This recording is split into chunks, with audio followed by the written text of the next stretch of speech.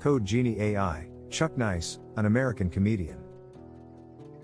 In 2017, Chuck Nice, an American comedian and radio personality, said something exciting about artificial intelligence, AI.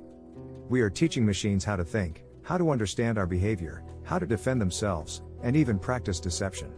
In these few words, Chuck summarizes everything there is to know about AI.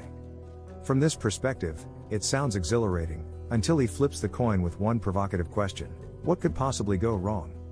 He goes on to punch home an uncomfortable, hard fact: the creation always despises its creator. Chuck further reminds us that machines with the capability to think better than humans could act against humanity. What we need to do before we perfect AI is perfect artificial emotions, says Chuck. That way, we can teach machines how to love us unconditionally. Chuck brings what man has been trying to achieve for more than 8 decades now into sharp focus. The idea behind AI is both simple and complex. It is simple because we are attempting to make machines attain abilities human beings have already perfected. It is tricky because it is not entirely easy to train machines to act, think and behave like human beings. Please click the subscribe button below if you enjoyed this video. Visit us at code-genie.ai.